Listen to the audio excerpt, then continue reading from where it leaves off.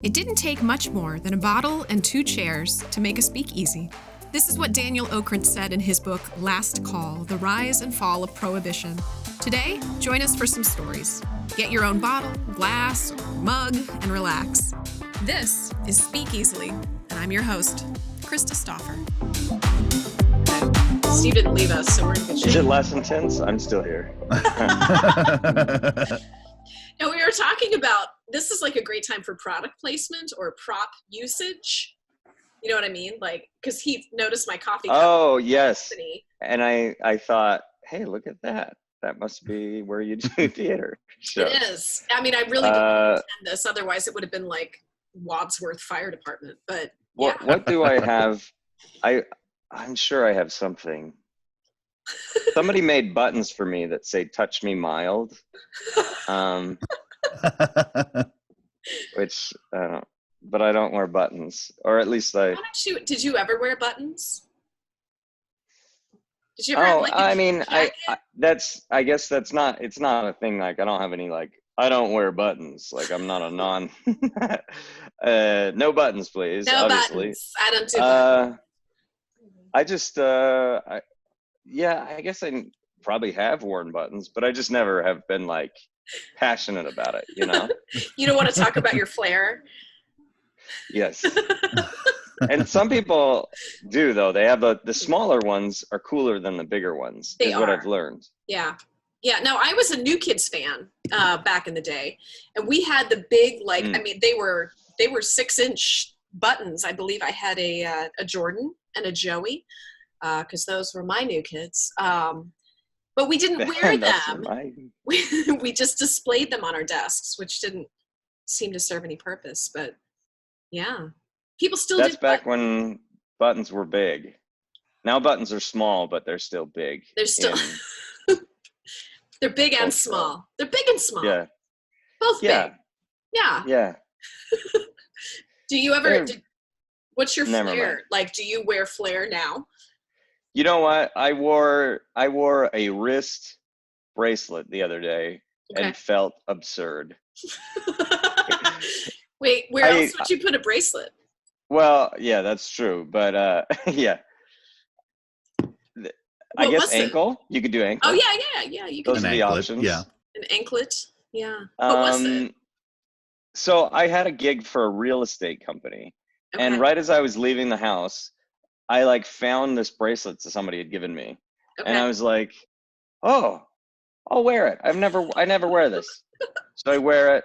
And then I get seated at this table with all these like important people from the community or whatever. They were like, these are on the city council. I was like, oh, cool. And then one guy next to me is like, what's this all about? And taps my bracelet. And I was like, I just put it on. And I was like, the first time I've worn it in forever, and I get questions on it. And I'm like, for some reason, I'm hyper self-conscious about too many things. Yeah. And so I was like, nope, never again. Like, what is it? I mean, like, not never again. Is it flashy or? No, it's cool. It's like tiny little rolled newspapers. Oh, okay. And it's like interesting. Yeah. They told me it was like National Geographics or something. And they put them on these tiny rolls and then connected the tiny rolls together. Okay, but that's artistic. So it's not like it. Yeah, so it's not like a friendship braided bracelet or anything like that. Do you have it at your house right now? Are you? Yeah. Can you go get it? Go get it. Yeah, go get it. I'll go find that and maybe a button. Yeah, get a button. Get the button. No, this is opening up a whole new thing because now we can be like, hey, let me go show you my thing. Yeah. We were talking about this, like, after this is all over, it's going to be the weirdest thing. Like, everybody can see each other's homes. Oh yeah. We're all it's gonna be so intimate and so like weird to be like in person. And right. Like, we're not going to know what to do. Sorry, I keep adjusting my hair, which is continuously picking up. And the first time anybody sees flock of seagulls here. Okay. And the first time anybody sees any like professionally produced like, you know, theater or films or anything, it's going to be like mind blowing because you haven't seen anything like that in a little while. That's been, you know, everything's been like this where it's lo-fi webcams and Right. silliness happening. And I mean, it's bad when people are saying like, wow, your setup's really nice. It's like, and I literally helped you. It's a bed sheet. You changed the sheet color. I did notice you changed the sheet color. Well, because the sheet color looked exactly like the wall. So, yeah. Steve's back. Steve's got props. We're excited. Right. I'm sorry, poop head. Oh. Ooh. Touch me mild. Is it ketchup? It's a ketchup bottle. And then they made me 2 of them. They made me this one as well. I like that one. Yeah. It says it's backwards. Is it backwards for you? No, it looks straight for us. It's mirrored for you. It's mirrored for me. I did like the backwards translation though. Do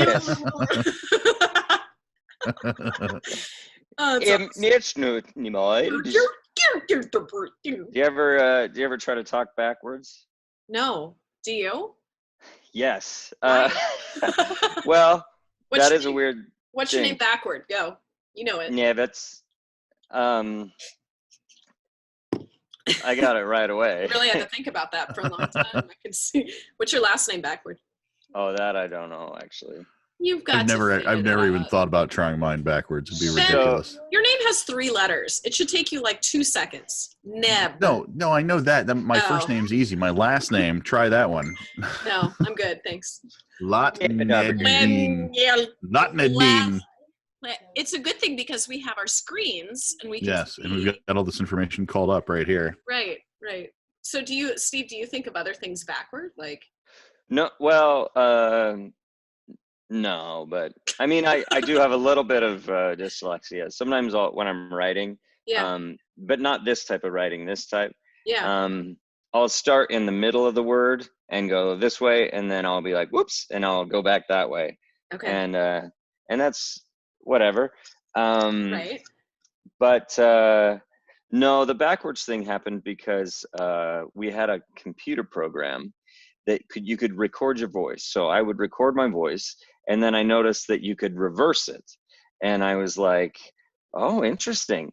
And so you'd hear what you'd say backwards, and it'd be like, yeah, you know, it's all weird. and I realized I could memorize what I heard in reverse, and then reverse that. And see what that sounded like, because then you'd be like, and then you'd reverse it and be like, hello, how are you? You should make a whole recording of this during this quarantine. So reverse talking. Yeah. I dig this. This is a cool idea. Yeah. Now the sad thing is because this was during like and maybe I was late to the game, but this is like the 90s when people were like, AC/DC is like, if you play their song backward, it says like kill your mom and dad and stuff like that, you know. And I was like, that's stupid, that's not a thing. And then the movie The Burbs came out. I love The Burbs. Yeah. One of the best movies. Oh, so bad it's good. And there's a part in it where he goes, Ray, you're chanting, Ray. And he's like, I want to kill everyone. Saintlin's good. Saintlin's my pal. Oh my gosh. And so, of course, that's the worst part. So I memorized that backwards. Well, yeah, right. And I would be like, check this out. I'd be like, Virgin hiss, Virgin hiss. And people would be like, what is that? And I'd be like, reverse it. You'll see. Oh, man. They'd be like, Satan is my pal? What's wrong with you? I was like, I just think it's funny. It's The Burbs, man. It's Tom Hanks. It's The Burbs. He's not really my pal. Yeah. No, I like that one because I had a mad crush on Corey Feldman. Oh, yeah. I think he was like way deep in heroin by that point, but no, I really liked him. Yeah. Did you know right before the world ended or whatever, like the pandemic, 2 weeks ago? Yeah. He did his whole name things. Oh, did he actually do that? I didn't. The abusers. That. Yeah. The he what? Did. He called out Charlie Sheen. Holy. Wow. Wait, Corey Feldman did? Yeah. He said Charlie Sheen was like one of the sexual abusers. Oh my gosh. Of like Corey Feldman's friend or whatever who like killed himself. Corey I don't remember Haim. his name. Corey Haim. Yeah. Yeah, they're Corey. Yeah. Yeah, he said what's his name? Abused that guy. Oh my Wow. gosh. And then it was like he said that, and then like the next day they were like, everybody's on lockdown, and it was like, oh, okay, well, we're not going to talk about that. And so so Charlie Sheen is kind of like yeah, man, which is Charlie Sheen. awful, but Yeah. I mean, I don't. My screen's dirty. I get obsessive about tiny hairs. Yeah. We've been doing these virtual play readings, and we've been trying to figure out like what's the best means of when you're off stage. And I think my favorite thing so far has been like, I'm in a deep acting moment, and now I'm going off stage. Like, no, that's not gonna work. No, I need to depart. Kind of yeah. Well, what we've been using has been this like the paper thing, so we just literally go like that. It's better. That makes sense. But then there's this moment of like, do you move it slowly? for dramatic effect. Right. Yeah. You're expanding the bounds of acting right now. It's like now you're creating like new direction and stuff. Yeah. It's the new way of things. Yeah. So anyway, we have been talking. Hi, welcome to Speak Easily, the podcast that is not on a pod or a cast at this point. What? Once again, someday. I'm so excited, Steve. Thank you. This is Steve Soelberg. You are coming to us from where? Right now I'm in Salt Lake City. This is where I live. Is it sunny there? Yeah. It's like 60s. Okay. It's actually sunny and warm, but we had snow earlier this week. Are you serious? Is yeah. For Salt Lake? I mean, there's always like one of those second winters that happen right at the start of spring. Okay. Yeah. Which is a bummer because like I love snowboarding. That's part of the joy of living here. Okay. And of course, all the resorts are closed because it's the end of the world or whatever. As we know it. I feel fine. I do feel fine. Yes. Yeah. That's the irony, right? Are you? It is the irony. It is. So do you live by yourself in your place then? No, I have roommates. Okay. Yeah, they're all set up like work from home you style. don't have to like you don't have to creep in on them if you don't want to. Oh, do it. Let's go talk to them. Or Ben says do it. Well, they're downstairs playing video games like professionals. Okay. Like video game industry is doing very well right now, by the way. Oh man. It's the very, very well. I don't know what angle to do. Are we just audio or is this video eventually? This is video, poop head. Just so you know. Should I have told you that at the beginning of all this? No, I like that. Okay. Okay, good. We have discussed my weird angle. I have a laptop that has a weird the camera's on the keyboard. No, I like that. This is a really odd location for it. It is. It's not the best. And so to like look at you guys, I have to be like, hello. That's very intense looking, actually. You're very Jack Torrance right now. If you could get some of that going on, it'd be great. Yes. Yes, Mrs. Torrance. Yeah. So you are quarantined in Salt Lake. Yeah. Teen in it. Are you guys like shut down? Schools are shut down. Like what is going on in your neck of the woods? Right. Yeah, we're school shut down, and the governor keeps really, really letting people know you're not the exception to the rule. Okay. The reasons we'll go out are, groceries, essentials like that. He's like, if you're an essential worker, you have to go, but otherwise, even if it's your family lives down the street, you're going to video call them. Don't visit them in person, or if you're going to visit them, just do proper social distancing and stuff like that. Right. It's tough because I know there's a lot of families who live. I don't have any family here. Hmm. So I'm kind of, but I have a lot of friends who have families here, and they're like, I'm going to go to my parents' house. And then their parents actually say, nope, we're going to keep the rules, which I really am That's happy good. to see. Yeah. Yeah. Where In is our your world, family? that's actually the exact opposite of what's happening. My parents are having a hard time distancing themselves from their grandchildren. So Right. it's like my mom's like, well, maybe if I just saw him for a couple months, like, no, that's not what we're supposed to be doing. Yeah. Yeah. And they're at the Sorry. at-risk group, right? You know, I mean, Yeah, exactly.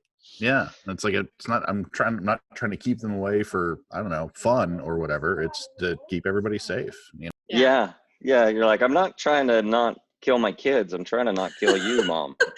Well, I'm not worried about my kids. after a God, no, couple they're more fine. days. I've been with them.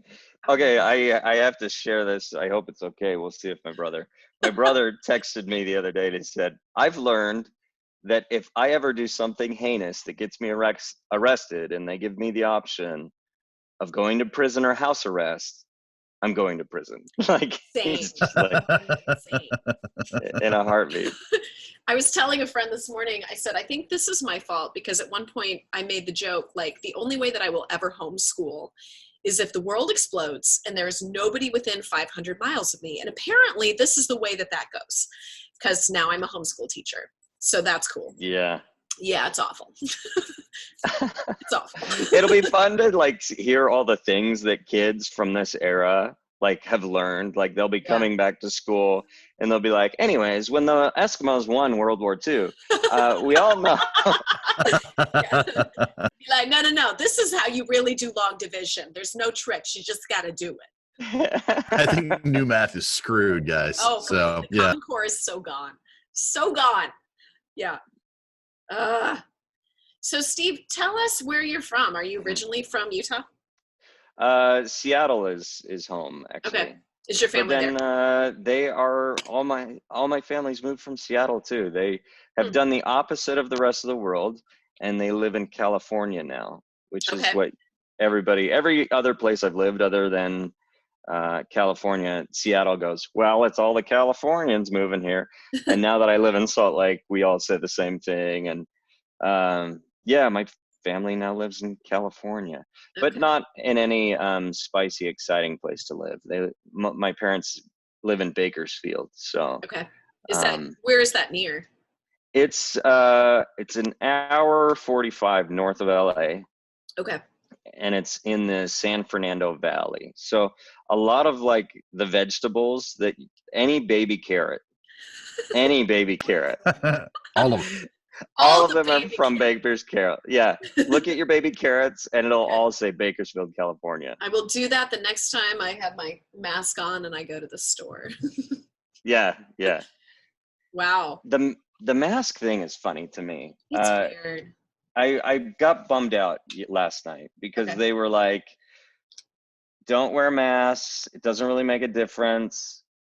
And then all of a sudden I see this like Pinterest video from the Surgeon General being like, here's how you make a mask. And you're like, what? Wait, they're telling us here that we should be wearing masks. Yeah. Now they're saying definitely wear a mask. Yeah. Which is kind of weird because I felt like the news earlier was like, let's leave those for the healthcare workers. Right. And I'm totally fine with that. If they would have said that, I would have been like, yeah, dude. Yeah. Healthcare workers. Keep talking. My dog is mad at me because she's trapped in the basement. Keep talking. Oh no! Get her out. I want the dog to be on the podcast as well. Yeah, but yeah, Lottie. I saw Lottie earlier, but yeah, it'd be fun if she was she stopped by and said woof. Yeah, I'm a big dog fan. That's what I had heard, that some of the like the Humane Society was allowing you to foster animals during this time. Oh, and so I was like, can I foster an animal? And my landlord said no. And I went, no dice. Well, you're the lamest. So would you do it? Like, what would you get? Whatever, the cutest one. I mean, honestly, I don't even care. We grew up with mutts. And they were always the dog from the pound, and or the cat, or whatever. We had a lot of animals. The llama. How many This was siblings? a knockoff alpaca, really. Right. 5 kids, so I'm the middle of 5. Oh my gosh. Like sisters, brothers. Sorry, I'm like counting with you. 1, 2, 3, 4. 4 boys and my sister is the youngest. Oh my gosh. Were they trying for a girl? Wow. Like, I don't know. That's what people say. I think maybe a little bit. Like, nope. Okay, go again. Nope. One more. Nope. One more. Oh gosh. So are your siblings all around scattered then too? Yeah. I have a brother in Chicago, a brother in another brother in California, Bakersfield area, a brother in Abu Dhabi, and then my sister is in like kind of Northern California. Well, more. She's in the desert. Her husband works for the Navy, and they blow stuff up in the desert.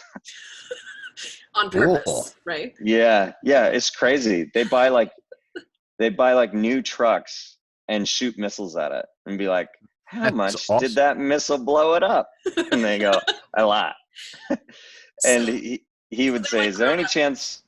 Oh yeah, it's like a dream come true, really. Oh, yeah. Are they hiring? Yeah. Do you need any more? He was trying to get him to blow up his old car, but they said, how would we know what was trashed before and what got trashed after? It's like right. Dead bodies in the trunk and everything. Yeah. The perfect crime. My goodness. Abu Dhabi. What? Yeah. How did that happen? He is a TESOL teacher, so he teaches English to non-native English speakers. Okay. And used to live in Korea, and then came home and got his master's at the U of O, Oregon, and was working for University of Oregon for a while, but just was like, I think had that itch to travel again. Yeah. He likes living abroad, and so it's him and now his 3 little girls. His wife just had another baby just last month.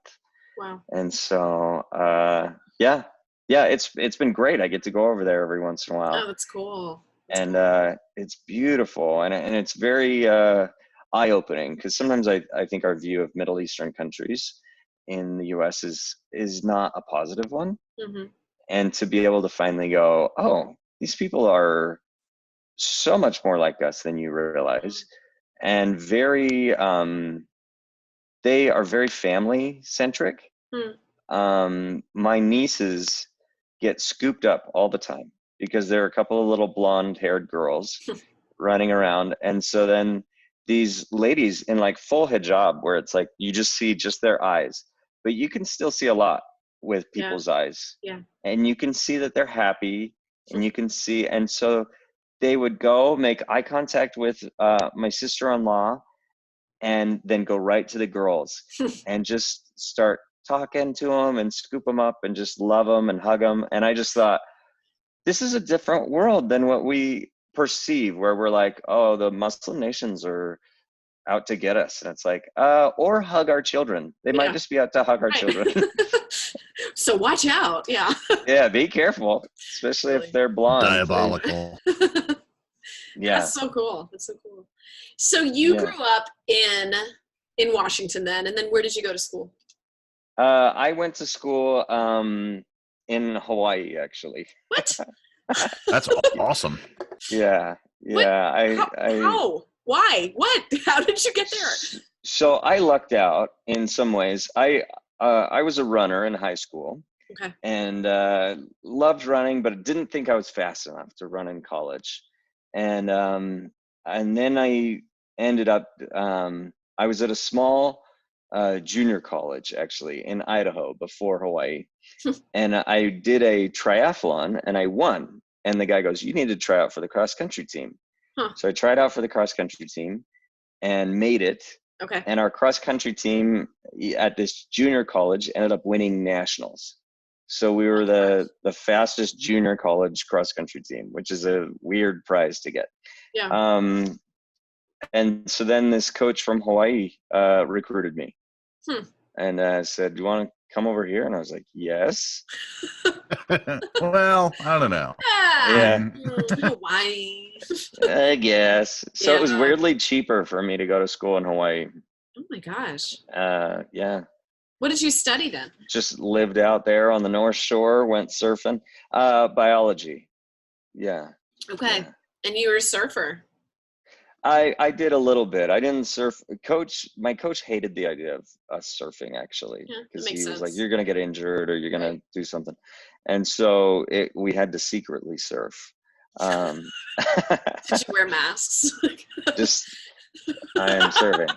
I just wore a shark fin. I was like, "I'm a shark," and then no one surfed around me. No one would know. And they all stayed away from you. They were like, "That's not safe." Early social distancing. It was great. There's a shark with legs. I mostly surf in the off season a little bit. What's the off season? Well, off season for running. So the fall was cross country. Yeah. You have to remember we're in Ohio. Like, we don't know that at all. That's true. There is a surf season, which is winter. Winter is like November to February is big wave season. So that's what you want. Yes, but I was coming from Seattle. I had never surfed, so I was not able to do I don't know. I guess I could have, but I didn't surf big waves. The waves out there are insane. People don't, this is so dumb of me, but again, remember we're in Ohio. Like, Seattle, do people surf there? Is there? You can on the coast, but in Seattle itself, no. Not off the Space Needle. Sound. No. Not with Nirvana playing in the background. Which would be so cool. That would be the essence of everything. Awesome. Just like. But no, Eddie Vedder surfs from Pearl Jam. Does he really? He's a really good surfer. Yeah. Wow. Yeah, he would hit. He does big waves actually. Okay, don't mind me asking this, but it's a podcast, and your name is Poophead on this, so you can answer. Oh yes. Legally or not? How old are you by chance? I'm a poophead. I'm 38. You're okay, so we're near the same age. Okay, so when we talk about the 90s music and Pearl Jam, what was your jam? Oh, yeah. So you were class of what, 99? 2000? Yeah, 99. 99. We were 98.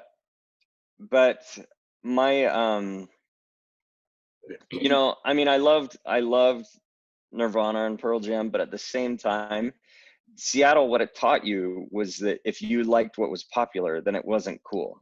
And so Nirvana, it was like, if you were like, I like Nirvana, it was like, oh, because you're like friggin' white bread, loves everything that's mainstream. You have to like what's cool and alty. And so also, you go through angsty periods. So I loved kind of heavier stuff. I was a big Alice in Chains fan and nice stuff like that. But and Metallica.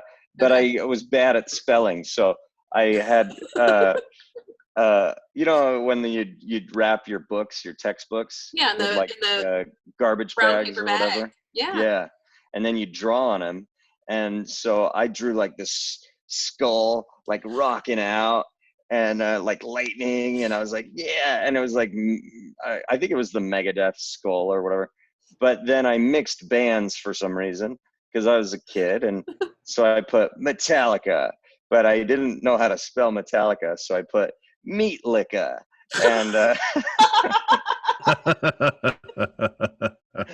my brother pointed that out. He's like, "You really like Meat Licka?" I was like, "What?" What? He's like, "That's you spelled Metallica wrong." You're so anti-vegetarian. It's good. It's cool. Yeah. That's cool. Meat Licka. Just lick it. It's like a lollipop. Give yourself some E. coli. So you were into the hardcore rock then? Yeah, for a while, and then I went through a country music phase. Okay. Which that was kind of weird. Was it the pop country, the Garth Brooks kind of part of that, but Martina McBride and that. Totally Garth Brooks. Okay, yes, yeah. That stuff. And I bought cowboy boots and thought, I'm going to be a country music guy. And I remember going down the stairs on our house, the old wooden stairs, and it's super loud. And I walk into the kitchen with my cowboy boots and my plaid shirt tucked into my jeans. And my dad sees me and does like this with his eyes and just goes, "Well, howdy, Steve." And that was it. That was the best time, wasn't it? No. Yeah, I can't do this. No. It felt like it was Halloween. I was dressed up. Aww. Like I was like, I'm a cowboy. Look at me. Hey, look at me. Yeah. Oh my goodness. So what do you listen to now? Like what are your genres now? Now is I do like folksy stuff. Okay. The Record Company, if you've ever listened to them, they're a fun band. I got a notification, just said they came out with a new album. Sweet. Churches, if you know Churches, they spell the V. Chiverches. Chiverches is one that I listen to a lot. Yeah, like I don't know, anything that's not overdone. Like I feel like music went through this period where we were like, percussion, and we're like, yeah, percussion, that's awesome. And then we were like, let's overdo it, and everything was like overdone. And so now I'm like kind of like, oh, if you could give me just a voice and maybe one or two more instruments. No, I'm total singer-songwriter. Like a dude and a guitar is my happy place. Like female as well, but just sure. Do you play any instruments? I played guitar in college because I was I don't know. I think everybody went through that phase. I did not. Ben, did you go through that? Well, I attempted to learn to play ukulele, gave it about 2 weeks, and then gave up. So I think that was the extent of my musical experience. Why the ukulele? Yeah. Because it only had 4 letters and 4 strings, and I don't know. It seemed like it was easy. It was So that's cool. It's portable. Yeah. Very portable. Yeah, it's true. But never got into it. So Scrubs was big at the time too, and I was like, I dig that. Oh, did he play the ukulele in Scrubs? No, it was in the theme song. So I was like, the theme song. So you could have played the theme song to Arrested Development too. I could have. You missed out, bro. Or was that a banjo? It sounds ukulele-ish. I think it's uke. Is it a uke or a banjo though? I think it's a banjo. I don't think it's a banjo. I think somebody can jump in on this call and be like, "You stupid." It was not. I don't know if this is okay to bring up, but one time, because I've never discussed it with this person, one time I went snowboarding with a friend of mine. They were visiting from Colorado, and I was like, "Let me introduce you to the Utah resorts." And so we drove up in my car. All the snow gear, all the stuff you need for snowboarding, and a ukulele. I have no idea why there was a ukulele in my car. It never got discussed. And I just can't for the life of me come up with a situation where that would be like a natural, like on the lift, just like, anyways. Like, just like. Do you know, I've been thinking about something for a long time. And I happen to have this. Here's a shanty I wrote a while back. And it is a ukulele, by the way, in the Arrested Development thing. Oh my gosh! Oh, that's good that you checked. We haven't even talked about what you do. So you're a comedian. I tell jokes. You tell jokes, but I mean I know it's not super fun right now. That there's not a whole lot of gigs happening, but you're making your way. There's a lot of this.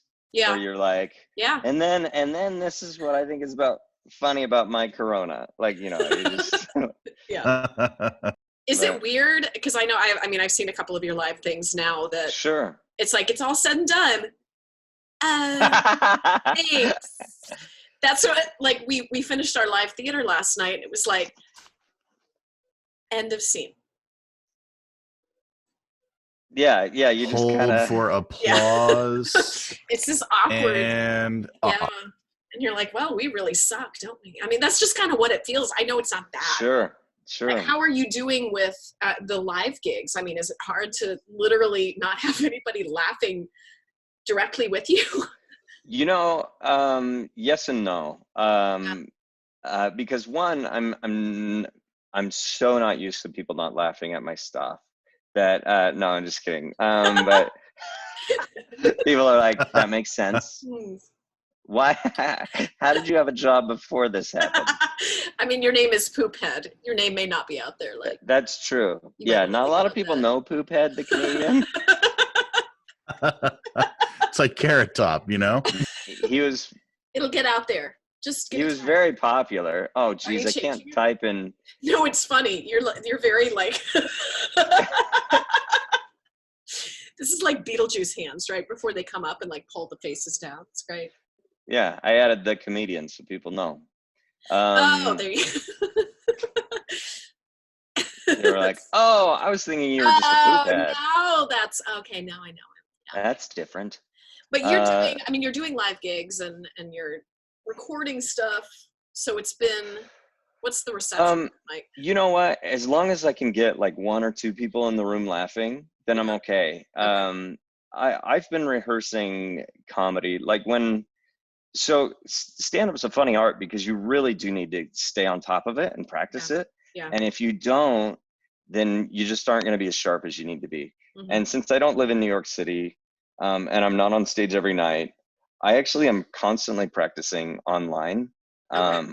I do like just to friends. Before this was happening, I would Marco Polo people all the time, or just be on a phone call with one other person and be like, hey, this is what I'm working on.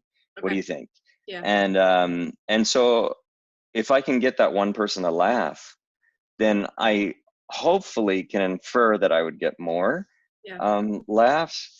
And so it really hasn't been too odd. I think it's been honestly more odd for the audience because they're not as used to this weird exchange. Like some people have never been to a comedy club, and there's a cadence to comedy. Mm-hmm. And sometimes I think people are like, he said a thing that is inconsistent.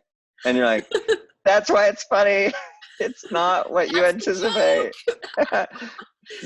That's why we laugh. Yeah. And they're like, oh, yeah, I get it. I get it. And you're like, you did, but you didn't. Yeah. But so I because I get a lot of messages from people like, they'll be like, dude, I love that. Thank you. That must be weird. And you go, it is, but it's not. I hope in a weird way that this kind of, because I think we'll see a lot of internet comedians that come up through this. Yeah. And I think some of them absolutely will deserve the attention. Mm-hmm. I think we might see a lot of other comedians die out. Yeah. And that's a bummer. At the same time, that's evolution maybe of our craft. So it's interesting to watch it. I'm working hard to make sure that I can stay on the growth side of it and that I don't die out also. Yeah. Because stand-up is like, if you are honest with yourself when you're watching stand-up and you go, and by yourself, you go, how many times do I laugh out loud when I'm watching stand-up? Mm-hmm. And there's very few comedians that get me to laugh out loud. Yeah. And I want to make sure that I can be in that group that it's like, you got me to laugh out loud. Yeah. I want to be in that group of the Maria Bamfords, the Dimitri Martins, the Nate Bargatze's. These are the ones that get me to laugh out loud and just are amazing. And maybe people haven't heard of them. That's why I like to mention comedians that people go, what, you didn't mention well, I don't want to bash on anybody who's making a great career. Chris D'Elia, you're great. I'm sure you're wonderful, but you've never made me laugh. Yeah. But I think rude. There's something too, though, about rude. It's like sitting in a room full of people that are laughing. It's a lot easier for you to respond to that just because the person next to me is laughing. I'm going to be more apt to respond verbally as well. Right. Yeah. Yeah. I mean, just sitting in the comedy club versus sitting at home and listening to something. Oh man, laughing is funny. Even on of itself is just laughing is one of my like the show I did last week. There were 2 people in the audience, and to interact with them and stuff like that, that's one of my favorite things is to be able to, and sometimes joke even about people's laughs. You have to be careful though, because sometimes people will laugh obnoxiously because they want the attention. Oh no, not me. Sorry. Yeah, no. I enjoy your laugh. I've had you at a show before, and you're a great laugher. I had a guy at a show. Yes. Thank you. I had a guy at a show who laughed like this, like he would go, ah! And I had to stop the show, and I was like, what are you doing? Like, why are you laughing like a pirate from the Disney's Pirates of the Caribbean ride? Like, where you want the character to freeze, the animatronic to just die in the middle of it. Just, which I needed him to stop because it was so distracting. But at the same time, it was one of my favorite parts of the show because like the crowd just loved it. Because everybody's there in that moment too. Yeah. And I think that's part of what I miss is that it's harder to create those intimate moments. Because there's like the delay and stuff like that. And so, but we'll figure it out. I mean, I don't know how much longer this is going to last, really. I mean, if it could be like a day, that'd be great because I'm done. But it's homeschool teacher here. So how do you, this is why mommy drinks. How do you do, like, when you put together your act, I know that there's certain time segments that people give you depending on what show you're doing, but how much of it is scripted? How much of it is improv for you? Sure. I love to have a little bit of I mean, there's a lot that is scripted. Like I write a set list before the show usually. And my set list, like right now, my set list runs like, gosh, your first joke is always the toughest. But right now it would be like, okay, coronavirus stuff, do some stuff about singing happy birthday while you wash your hands. And then it would maybe go into like massage joke, DJ doula, appendix story, something like that. So I'll just write really broad topics. But in my head, I know how I want to say them. Yeah. But I think in order to keep yourself entertained, it is nice to like change the way you say things, explore little, they call them tags, like when you bring back a joke from a thing. And then, I like to talk to the audience, forcing some improv.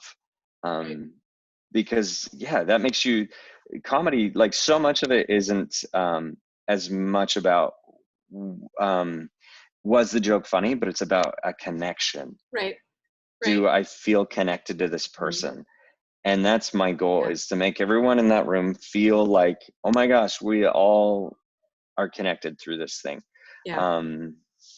Which is a tough thing to do sometimes because we all are very different, but I think we all are so much more alike than we realize. Like that's like my experience in Abu Dhabi, where it's like we're across the world and we're still living things very much the same.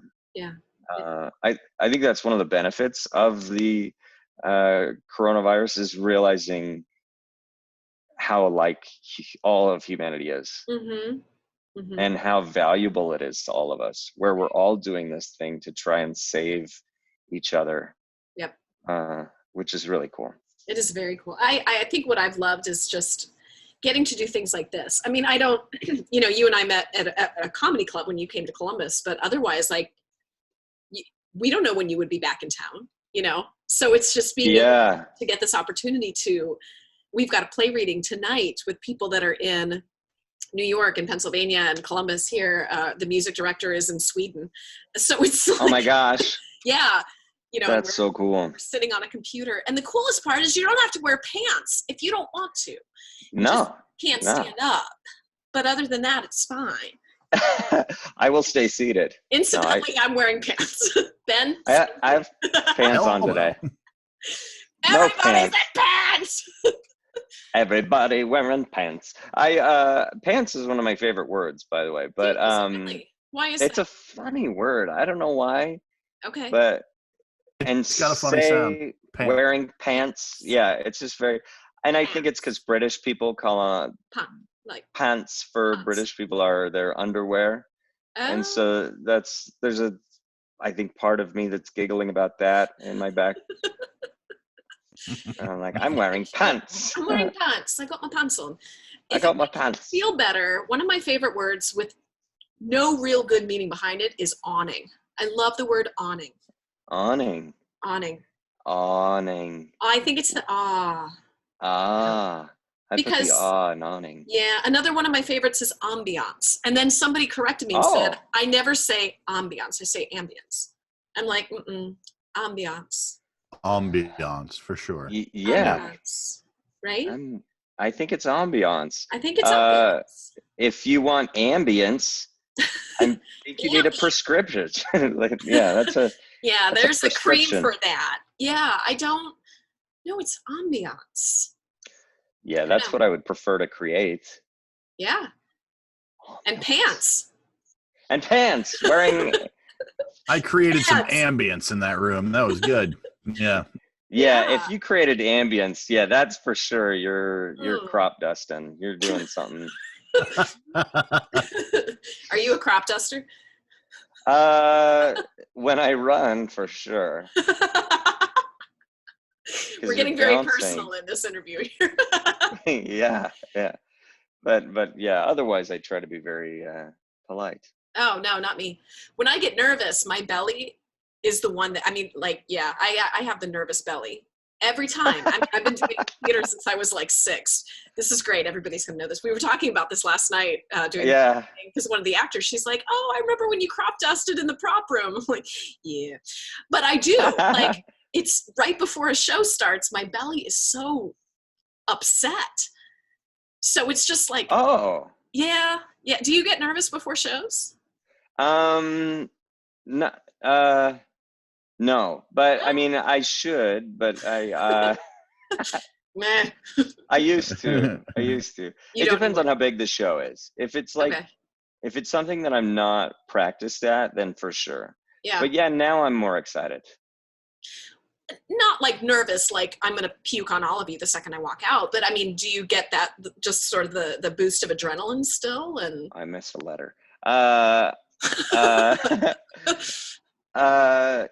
I get a boost of adrenaline for sure. So that probably is a little bit of a different nervous thing. Like, yeah, I'm excited to get out on that stage now for sure. Like, this is where, and especially during times like this where I know that you're extroverted. Mm-hmm. No, I'm not. When you need that stage, right? There's a degree of you that needs the stage. Mm-hmm. And so even though I'm performing for 2 people or whatever, I still need it and I still very much enjoy it. Before I was a comedian, I didn't know this, that I needed stage time. And so I would perform randomly. I remember coming home from a class one time or some late night thing. I was in college and I still had my backpack on, and I came home and my roommate is sitting at the kitchen counter with him and his girlfriend, and they're having dinner together and it's all cute looking. And I was like, oh, neat. But I had just learned how to belt sing. Like, so I felt like I could reach different, notes. And I was like, guys, cool dinner. Check this out. And I start singing. Did you sing anything in particular? Well, it was Christmas time, so I think I sang a Christmas song with flair. With flair. Yeah. Pieces of flair, in fact. Yeah, some buttons. Yeah. I don't really want to talk about my flair.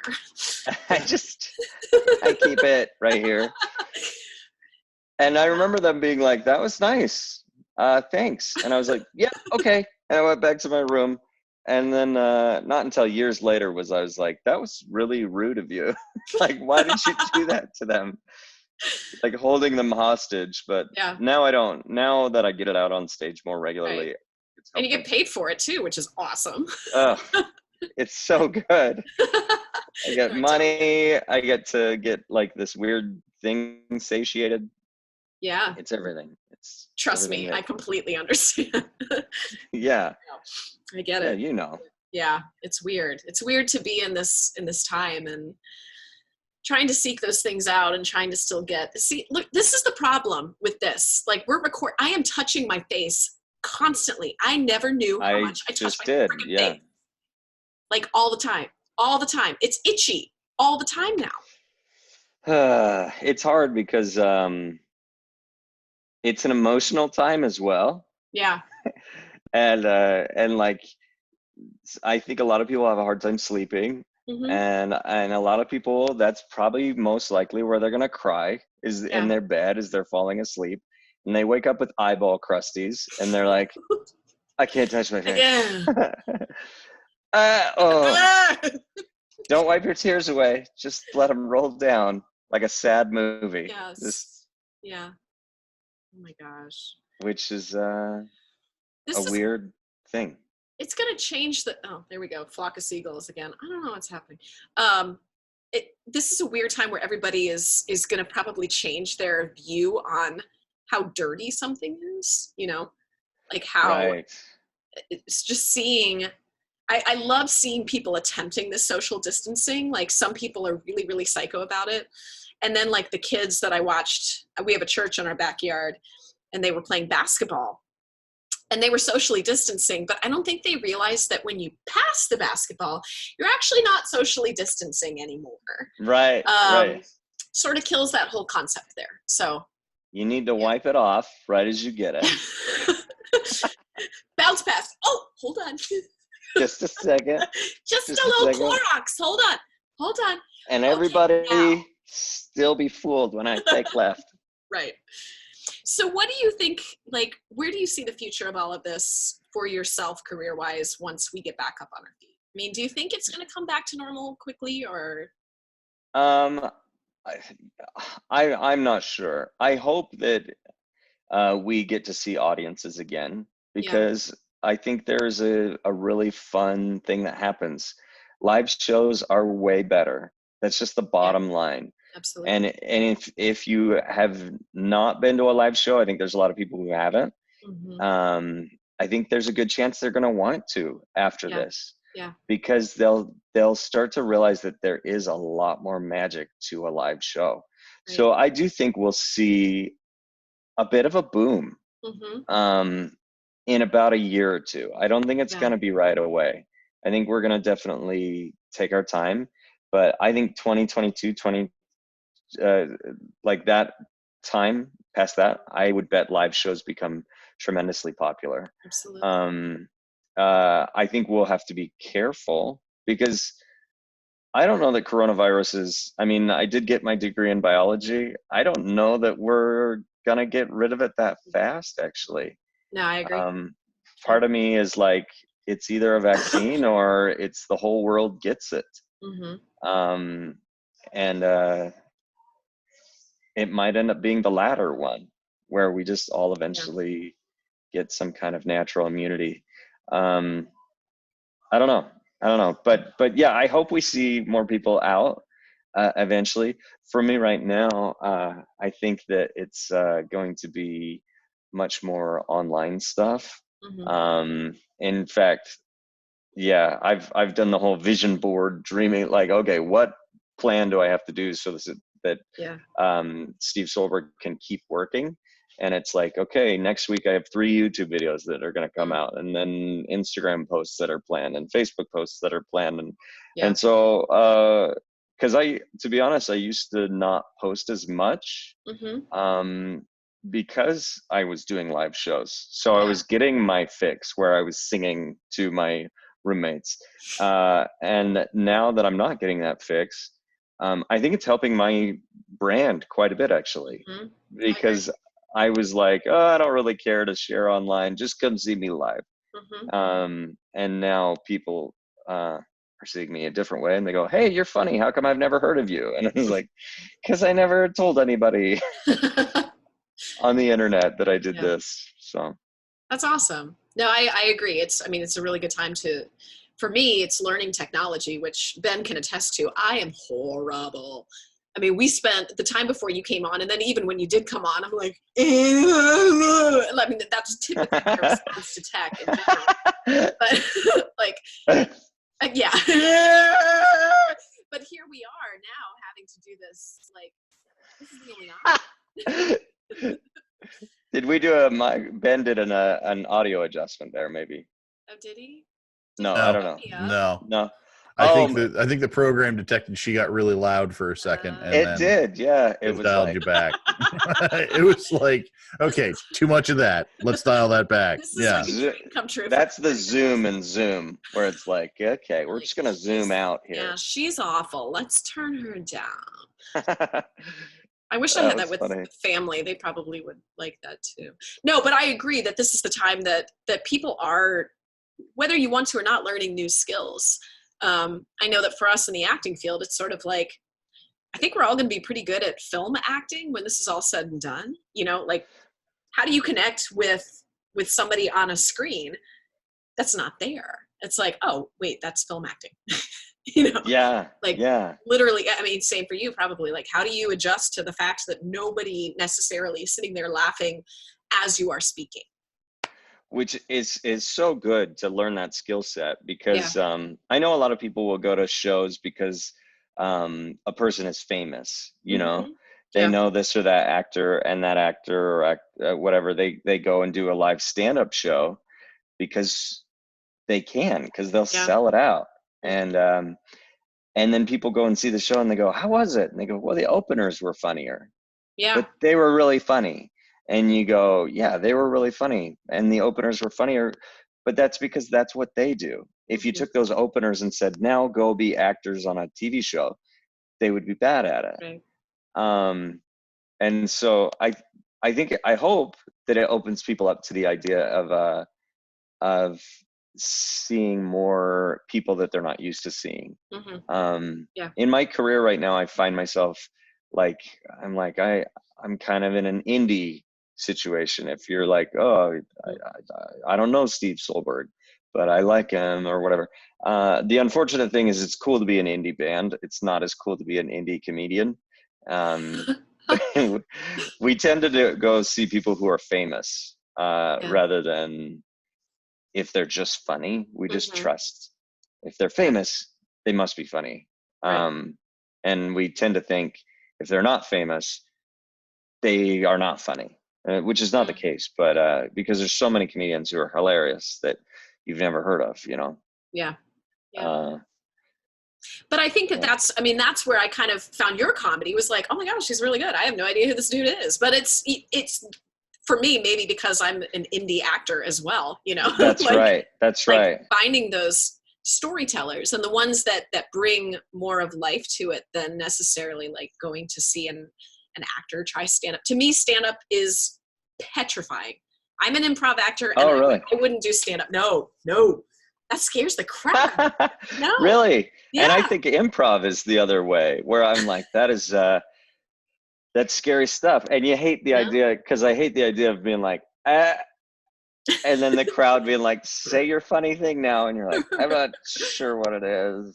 And I don't know. I mean, or doing a joke that what would kill me is doing a joke that I'm just like selling my soul for, where I was like, it doesn't land. So then I'm just like, "Let's hear it for the troops," you know, and like, how about that local sports team? Yeah, right. Yeah, let's hear it. Yeah. Go sportsing. Yay, sports ball. Yeah. No. I would feel bad. Even still, I know that occasionally if you're bombing, you do it, right? But I mean, and I'm sure you've gone through that. Like, I know one of my best friends is a comedian as well, and he's like, "Yeah, you know, you have the shows that bomb. I mean, it's gonna happen." Yeah, you gotta have something that helps you edit, they say. Yeah. Good shows give you confidence. Bad shows help you edit. And that's invaluable, the editing stuff. But it sucks to go through. I think if I were to have my ideal, I would have one editing show for every 9. In fact, I'd have it maybe less than that, where it'd be like one for every 30, you know? Yeah. Because a bad show, I think about it way longer than I need to. Mm-hmm. Oh, yeah. And people love to say, oh, you got to have thick skin in this industry. I don't know anybody more thin-skinned than comedians or actors, especially live actors, where it's like, no, we are very thin-skinned. Yeah. And maybe I shouldn't say thin-skinned. I think it's just people who are sensitive to what the audience is thinking. Right. It's so hard. I mean, and you can't just get over it. Like, you have to process it and you have to think about it. And I remember we just did a show for the entire month of December, Saturday Night Fever, and I had one of my students in the show, and God bless her. Well, she's on Broadway now, so she's really wow. Yeah, not right now, but she came off stage. I hope she's not listening. Sorry, Maria, now that I called her out. But she came off stage, and I think she fell or something happened. And she's just such a wonderful performer. She was in tears. I was like, what happened? She's like, I screwed it up. I mean, this is midway through our run. So I just pulled her in and I held her. I was like, honey, did you take a dump on the stage? She's like, no. I said, then you're okay. Like, but it's in that moment, it's so much like I've ruined everything. And the audience may not even know it, but you feel, I mean, it's just like this whole body, I ruined the whole, it's done. Awful. And it just sits with you. Yes. Yeah, I'm sure you too. And it's because you have this performance. It's tough because you can't be good at it. Mm-hmm. You have to be great. Yeah. If you're good, then you will be very forgettable, and people will go, it was good. Yeah. And then you're going to starve. You're never going to make that as your job, you know? Yeah. But if you're great at it, people will come. And it starts to snowball. Even then, you still need to be a great marketer, which is a hat that I think we're all figuring out. Right. Because that takes a little while.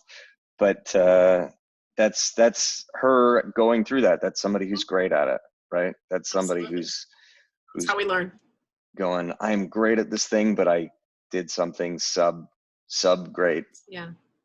Or whatever. So we're going to wrap up our time because I have to magically turn back into a parent, as does here shortly. Right. But how do we find you? Like, where are the outlets now that we're talking about marketing? Like, where are the outlets? Sure. To hear you? Everything is associated with my name. Ambiance. It's all ambiance. Apparently, I don't use capitals. No, you are so E. Cummings right now. It's great. Just very. Let's not assume that I deserve those yet. It's Steve Soelberg. So stevesoelberg.com, or just like find me on Instagram or Facebook or YouTube. So all three of those are the ones that I use the most. I do Twitter as well, but just that honestly not as much as the other three. Okay. I don't know. If you're a Twitter person, follow me there. Do whatever you do. People can find you on Dry Bar Comedy site. Oh yeah. Okay. I have 2 specials on there now. If you use Dry Bar Comedy, one's called We Say BIM. Which is I'll just let you figure that out. And then the other is called the Pirate Hymns, because who doesn't love pirates? Which is they're just a funny group. They're funny. You know what? You had inspired me. I had to put together an acting video, and we sing a song called "I Am an Actor," and it's fun to sing the song in different ways. And I did it the pirate theme, and I found out that I am a horrible pirate. I'm really bad. Oh, really? Really bad, yeah. I can't make a consistent accent through it. Oh, yeah. Accents are so fun, but you always end up dipping in and out of whatever one you're trying to do. It's almost like a travel of the world sometimes when you do accents. Like, oh, suddenly we went from Russia to Ireland. It's amazing. Yes. What's your best accent? Like, what do you? I had a bunch of Aussie friends, so Okay. but you have to like totally go into it. So like, if you're Aussie, then you say, like my friend, she says, "Hey." I don't even know if it's an Aussie thing, but she just will be like, "So we were doing this show called Speakeasy. Hey, I see." That wasn't great. There's There's that improv thing happening right now. Exactly. there's a mistake that I just touched my face. There's a mistake that you can make of trying too hard. Yeah. If you try like every word is like trying too hard. Some Aussies are gonna say a few words that are not accented at all. Yeah. Like that. Like and then others have it more deep. I think the mistake is to try to make every word have an accent. Okay. Oh yeah. And so that'll screw you up. Is there an accent in Utah? I mean, you sound very like, I don't think Midwestern's the right way, but kind of the non-regional dialect. Thank you. Yeah. Sure. I should know that as an acting coach. Oops. Let me do my best Utah if I can, because they'll say stuff like it's sort of kind of valley. Okay. But they'll also be like, so the other day I went up to like the mountains. And so there's a glottal stop on mountains, but you can't do it too hard though. So it's like this country valley a little bit. Like you'll get some like where they're like, I was up in the mountains, but it's not mountains. It's anyways, there's a glottal stop. I can't do it very well. Okay. But then every once in a while I'll catch myself saying very Utah things where I'll be like, oh my heck. And that is like the most Utah phrase. Oh my heck. Oh my heck. Oh, you're like, oh geez. See, that to me sounds like a Wisconsin, Michigan. It does, yeah. That's weird. It is so weird. I don't know. My favorite Wisconsin experience was at a Chili's, and we had ordered the queso dip, you know, the melted cheese, and she goes, "Oh, you're all out of queso. Oh no, we need to get you to some more queso." And I was just like, what? Just talk about the queso. Oh, you're all out of queso. Oh no. Oh no. Queso. Queso's so good for you. My best friend she grew up in Northern Ohio, which has a tendency to be like that Michigan, Wisconsin accent. But then she moved to Nashville. So it was this beautiful blend of like this Northern Ohio old type thing. And then you've got y'all thrown in there. So are y'all coming down here now? Okay. Yeah. Like, where are you? Where do you live? Now, I've heard people from Ohio tell me that there's an accent there, but I don't think Columbus has an accent. No, we're pretty dull. Yeah. But other areas do. But I'm from Denver, so I don't necessarily know that I've got the non-regional accent down anyway.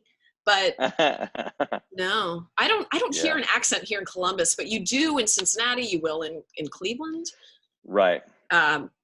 Just because those are next to other states, I guess. But yeah, I think my accent's probably mostly from my upbringing of the Seattle, which is we say pop instead of I say pop soda. I think it's like a Northwest, but maybe also Mountain West. What do you say, Ben? I try to say soda, but I don't know. Sometimes it comes out as pop, but mostly soda. I hit myself when I say pop. Don't you know? No, I don't say Coke. I know that much, but right. Yeah. Is that an East Coast thing? What is that? That's a Southern thing. Texan. Southern. Yeah. Everything's a Coke. Yeah. Coke. Yeah. No. They put Thousand Island dressing on pizza. Ew. So why? It's not as bad as you might think. Really? It's not bad. Like on normal pizza? I'll tell you. On the crust, like they'll dip the crust in it. Oh. I'm okay with that. I mean, ranch would seem more fun. But yeah, I do ranch. Thousand Island. Ranch is more American, I think. But just slather in some ranch and be delicious. Do you guys do fry sauce? Is that a thing? This is a thing that I became aware of in Utah. Okay. And so it's usually it's mayonnaise with ketchup, so it ends up a pink color, and then a hint of dill pickle sauce or dill pickle juice. Is it good? It's my favorite. I don't know how come it hasn't taken off the rest of the world. What do they call it? Fry sauce. They call it fry sauce. You just go to your Chili's and every place has it. Yeah. They all make their own, or somebody's making it. I don't know. It's a secret. Ordering it on Amazon. Fry sauce. So mayonnaise, ketchup, and dill pickles, like sauce, or the juice? I think the juice, the dill pickle, the pickling juice. Somebody told me that's might just be dill seasoning too, but yeah. Oh, it could be dill seasoning. Yeah. Wow. And that is a Utah word. That's the Utah accent. So instead of saying deal, like, oh, what's the deal? They'd be like, what's the dill? It's the dill. And then sale, they don't say sale. It's for sale or for sell. For sale. They're like, for sale. That's for sell. And sometimes I'm like, I'll even see it written out. They'll be like, for SELL. And I'm like, oh my gosh, they don't know. Oh, seriously? Oh gosh. It's for occasionally sell. I hear milk and pillow. No. Yeah. No. Yeah, that always awful. drives me insane. Yeah, milk and pillow. I can't. Yeah. No, I can't. I can't handle that. The one word that I cannot handle is sandwiches. There is no M in sandwiches? there. Sandwich. Yeah. And you hear it on commercials too. It's like, get the new Arby's sandwich. No. Didn't they come up with something at Arby's called a Sammy a few years ago? And it made me really mad. That's okay. Like, I don't know. It's like a cute nickname. Sandwich is the wrong. Sandwich is just wrong. Yeah. Yes. What's your word, Steve? What's your word that you can't handle? I don't know. I actually am okay with a lot of words. I know a lot of people hate moist, and I'm pro saying moist because sometimes shit be moist, man. Yeah, right? I'm not going to be like, this is a super damp cake. This is a very super soggy. I love the sog on your cake. I'm like, this is moist. I can say moist all I want. Oh, you're gonna piss off so many people. This is great. I know. I've said it way too many times. But what do? You moisturize? Like they hate it. Dampen myself. Yeah. That makes it so worse. Put on this dampening cream. It'll make your skin soggy. Now I don't like the word damp. Yeah, I don't like it either. Oh my gosh. Bad. Oh, that's great. Yeah, there's not a lot of words that drive me nuts except sandwich, apparently. Sandwich. I get that. Yeah. No. I didn't like it when a couple years ago people started using elegant in a way that I thought was inappropriate. And so that's going too far into like whatever. But the movie Inception, right? Yeah. And they all had those little things, and they were like, an elegant solution. And I was like, no, that's not elegant. That's simple. I feel like that's the opposite of elegant. And then everybody started using elegant for when they meant simple. I was like, no. And I had to look up elegant. Do I misunderstand elegant? And I was like, no, I'm right. All these people are just using it because they think it's cool, and they're trying to change the meaning of a word. No. That's what kind of bugs me, is when we start trying to change the meaning of a word because we just use it more. Yeah. I'm like, stop it. So we should just keep saying damp. Yeah, let's just keep going with the damp. The worst word in the world. Because that one's accurate. Stay damp, guys. Stay damp. Just be damp. Yes. Stay damp. No, it really has a really negative connotation right now. It does, yeah. I won't be saying that, to my... It sounds almost like a swear a little bit. It's like, if you said it with the wrong inflection, I'd be like, whoa, okay. Damp it. Damp it. Damp it all.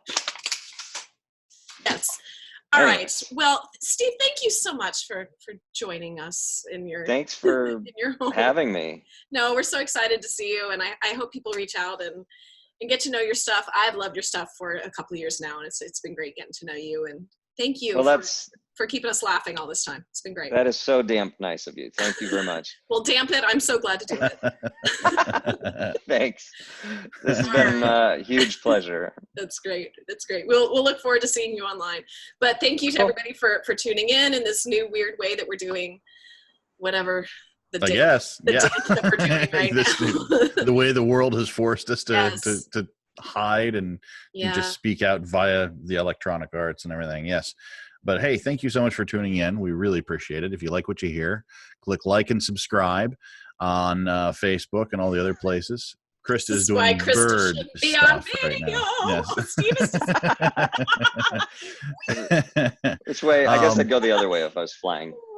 Facebook's kind of the primary landing page, and I mean, hey, that's all evolving. At the beginning of the year, I went ahead and said one of my resolutions this year was to not be on Facebook. Well, guess what happened? Now, if I'm not, then I have literally no social life whatsoever. So, welcome back. Hey, so, but no, thank you so much for tuning in. We really appreciate it. And if you're out there, stay safe, wash your hands, cover your mouth. Do the right thing, help everybody out, save the planet. That's the right thing to do. And watch out for the bath salt zombies. So, yeah. Peace out. Boxland Media. Think big.